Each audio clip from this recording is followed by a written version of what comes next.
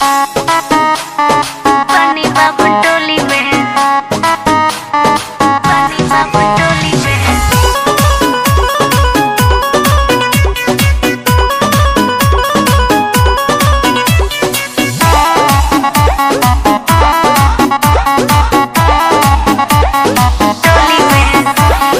जादू बबुआन के न चली रंगदारी, पंडित जी के पावर होला सबका भारी। शेर वाला जात हवे दम बाटे बोली में, बड़ा रे सुतार से भेटलू बा भंटोली में। पंडित जी के नोक चोख गड़े मोरा चोली में,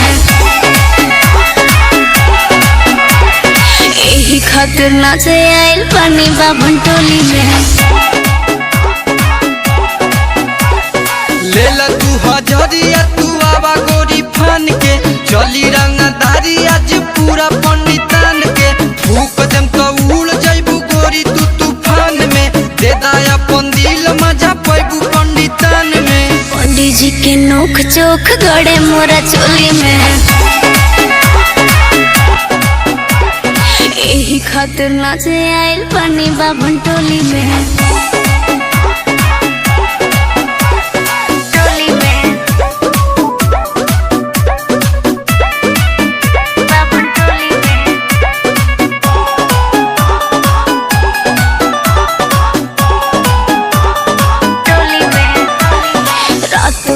चौकी हिलाना है हो, पतली कमरिया दिखाना है हो। केहू नहीं बोली गोरी जिया बुतू सान से, हमें बता दी है लोभर पंडितान के। पंडित जी के नोक चोख गड़े मोरा चोली में, यही खातिर नाचे आइल पानी बाबू टोली में। जादू बबुआन के न चली रंगदारी, पंडित जी के पावर होला सबका भारी। शेर वाला जात हवे दम बाटे बोली में, बड़ा रे सुतार से भेटलू बा भंटोली में। पंडित जी के नोक चोख गड़े मोरा चोली में, यही खातिर नाचे आइल पानी बाबू टोली में।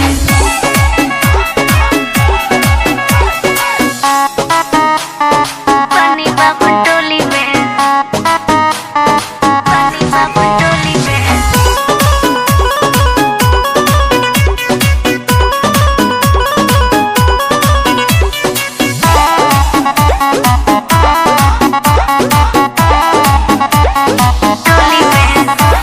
शुभम तिवारी जी पास बड़े हो, संगम तिवारी जी खास बड़े हो। नहीं के गोरी सुना बहुत डिमांड बा, मोछिए पे रहे इनके हरदम सान बा। पंडित जी के नोक चोख गड़े मोरा चोली में, यही खातिर नाचे आइल पानी बाबू टोली में। जादू बबुआन के न चली रंगदारी, पंडित जी के पावर होला सबका भारी। शेर वाला जात हवे दम बाटे बोली में, बड़ा रे सुतार से भेटलू बा भंटोली में। पंडित जी के नोक चोख गड़े मोरा चोली में, यही खातिर नाचे आइल पानी बाबू टोली में।